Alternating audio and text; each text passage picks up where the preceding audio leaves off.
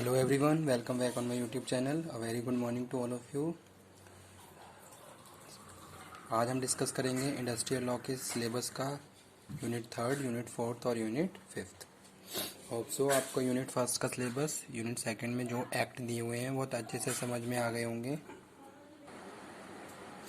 Unit 1 में हमने discuss किया था फैक्ट्री एक्ट 1948 के बारे में। यूनिट 2 में हमने डिस्कस किया था वर्कमैन कंपनसेशन एक्ट 1923 के बारे में। यूनिट 3 में आपका जो सिलेबस है उसमें 2 एक्ट दिए हुए हैं, इंडस्ट्रियल डिस्प्यूट एक्ट 1947 और minimum wages act 1948। Industrial dispute act 1947 related है इंडस्ट्रियल रिलेशन से, ठीक है। Industrial relation between employer and employ. जैसे कि अगर हमें इस एक्ट की हिस्ट्री के बारे में बात करूं तो जैसे अगर हम बात थोड़ी पीछे समय में पहुंच जाएं तो पहले क्या होता था, बहुत सारे डिस्प्यूट्स हुआ करते थे एम्प्लॉयर और एम्प्लॉयर के बीच, ठीक है। जैसे कि पहले जो कारखाना अधिनियम चलता था उसके हिसाब से अगर उससे पहले भी बात करूं तो बहुत सारी प्रैक्टिसेस ऐसे होती थी जहां जो भी वर्कर्स होते थे उनको बहुत ज़्यादा प्रेशराइज किया जाता था हर चीज़ के लिए, ठीक है। ना ही उन्हें फेयर वेजेस किए जाते थे, बहुत लंबी टाइमिंग से उन पे काम किया जाता था, यानी कि बहुत ज़्यादा बर्डन उन लोगों के ऊपर था। जैसे जैसे प्रैक्टिसेस बढ़ती गई वैसे वैसे और उसका इफ़ेक्ट हमारे देश पे पड़ने लगा। तो जो भी हमारी गवर्नमेंट थी उस टाइम पे उन्होंने कुछ एक्ट अधिनियम बनाए और उन अधिनियम में कुछ ऐसे प्रोविजंस बनाए जो एम्प्लॉयर हैं उनको फॉलो करने ही करने होते हैं, ठीक है। तो जो इंडस्ट्रियल डिस्प्यूट एक्ट है ये भी इसलिए बनाया गया क्योंकि उस टाइम पे क्या हुआ, बहुत सारी ऐसी प्रैक्टिसेस हुई जैसे लॉकआउट, जैसे स्ट्राइक हो गई, हड़ताल कर दी वर्कर्स ने, लॉकआउट हो गया, ठीक है। वर्कर्स की मांगे पूरी नहीं हो रही थी तो जिस वजह से क्या किया उन्होंने बहुत सारी ऐसी प्रैक्टिसेस करना शुरू कर दी जिसका इफ़ेक्ट कंपनी पे पड़ा और उसका कहीं ना कहीं उसका डायरेक्ट इफ़ेक्ट, इनडायरेक्ट इफ़ेक्ट हमारे देश की अर्थव्यवस्था, इकोनॉमी पे भी पड़ने लगा। तो उसके लिए क्या किया गया, सरकार गवर्नमेंट ने एक एक्ट बनाया जहां हम बात कर रहे हैं इंडस्ट्रियल डिस्प्यूट एक्ट 1947, यानी कि रिजोल्यूशन बिटवीन द एम्प्लॉयर और एम्प्लॉय रिलेशन। तो ये एक्ट पहले सब तो बहुत सारी डेफिनेशंस को डिफाइन करता है कि भाई एम्प्लॉयर क्या होता है, एम्प्लॉय क्या होते हैं, वेजेस क्या होते हैं, इंडस्ट्रियल रिलेशन क्या है, ओके। और अंडर बहुत अलग अलग सेक्शंस में इन डेफिनेशंस को डिफाइन किया गया है जो हम इस सिलेबस इस यूनिट में पढ़ेंगे, ठीक है। इंडस्ट्री क्या है ये हमें पता होना चाहिए। डिस्प्यूट में भी अलग अलग कैटेगरीज बताई गई हैं किस टाइप के डिस्प्यूट्स होते हैं, ठीक है। जैसे कि सपोज बहुत सारी प्रॉब्लम फेस करता है कोई भी वर्कर्स, अगर किसी भी ऑर्गेनाइजेशन में काम करता है तो उसको बहुत सारी प्रॉब्लम हो सकती हैं, चाहे वो प्रॉब्लम उसकी हेल्थ से रिलेटेड हो, चाहे वो प्रॉब्लम उसकी सेफ्टी से रिलेटेड हो, और चाहे वो प्रॉब्लम कोई उसकी पर्सनल इश्यूज़ हैं, आपस में किसी के साथ कॉन्फ्लिक्ट हो रहे हैं। जैसे कि कभी कभी ऐसा होता है एम्प्लॉय के बीच में कॉन्फ्लिक्ट होना स्टार्ट हो जाते हैं, ठीक है। तो और सेकंड केस इसका ये भी हो सकता है कि एम्प्लॉय और एम्प्लॉयर के बीच में आपस में कॉन्फ्लिक्ट चल रहे हैं।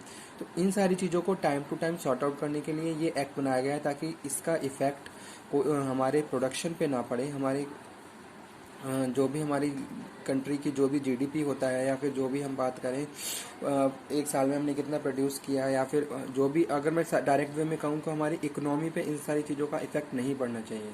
तो इसलिए गवर्नमेंट ने क्या किया, गवर्नमेंट ने एक एक्ट बनाया और उस एक्ट के अंडर बहुत सारे प्रोविजंस बनाए गए और वो प्रोविजंस दोनों पार्टीज को के लिए ही बनाए गए, ठीक है। अगर हम बात करें एम्प्लॉयर की तो एम्प्लॉयर के साइड से भी बहुत सारे प्रोविजंस बनाए गए हैं जो एम्प्लॉयर को फॉलो करते हुए अपनी ऑर्गेनाइजेशन को रन करना होता है, ठीक है। जैसे कि स्टार्टिंग में मैंने बात करी थी फैक्ट्री एक्ट 1948 की, तो वहाँ पे भी बहुत सारे प्रोविजंस बनाए गए हैं जो हमें फॉलो करने होते हैं। सेम उसी तरीके से हम बात कर रहे हैं इंडस्ट्रियल डिस्प्यूट एक्ट में, तो यहाँ पे भी क्या है, बहुत सारे प्रोविजंस बनाए गए हैं उन प्रोविजंस को जो एम्प्लॉयर है, एम्प्लॉयर क्या करेगा, उनको फॉलो करेगा। सेकेंडली अगर हम बात करें एम्प्लॉय के साइड से तो एम्प्लॉय के लिए भी बहुत सारे प्रोविजंस बनाए गए हैं, और अगर कोई भी एम्प्लॉय किसी भी ऑर्गेनाइजेशन में काम करना चाहता है तो वो उन सारी ड्यूटीज़, उन सारे रिस्पॉन्सिबिलिटीज़ को पूरा करेगा जो इस एक्ट में उसके लिए बनाई गई हैं।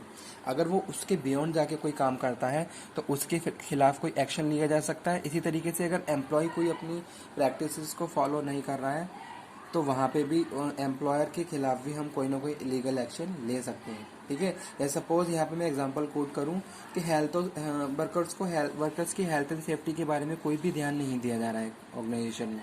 ठीक है, तो अगर आप इस चीज़ से अवेयर हैं तो आप क्या कर सकते हैं, इसके अगेन एक्शन ले सकते हैं।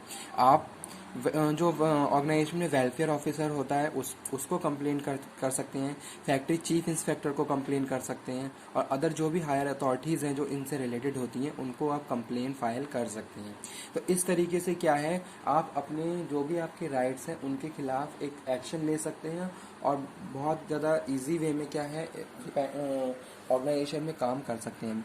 बशर्ते ये है कि आपको अपने जितने भी आपके राइट्स हैं वो प्रॉपरली पता होने चाहिए, और साथ के साथ आपको उन सारी ड्यूटीज़ को भी पूरा करना होता है जो आपके लिए बनाई गई हैं। ऐसा नहीं है कि सारी ड्यूटीज़ एम्प्लॉयर के लिए ही बनाई गई हैं, आपके लिए भी बहुत सारी ड्यूटीज़ बनाई गई हैं, आपको उन सारी ड्यूटीज़ को पूरा करना है।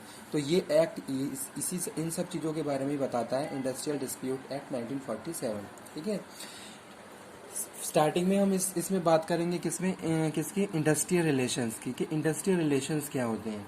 ठीक है, अगर वर्कर्स और एम्प्लॉयर के बीच कोई भी कॉन्फ्लिक्ट हो गया है, ठीक है, तो उसको किस तरीके से सॉर्ट आउट किया जाएगा, उसके लिए किस तरीके से पार्टीज़ का अरेंज किया जाता है। ठीक है, उसके लिए कमिटीज़ बनाई जाती हैं। कमिटीज़ किस तरीके से अपने अपने साइड पर रोल प्ले करती हैं, किस तरीके से सारी रिस्पॉन्सिबिलिटीज़ को पूरा करती हैं, किस तरीके से दोनों पार्टीज़ के जो भी कंप्लेंट होती हैं उनको सुना जाता है, और बाद में फाइनली एक ऐसा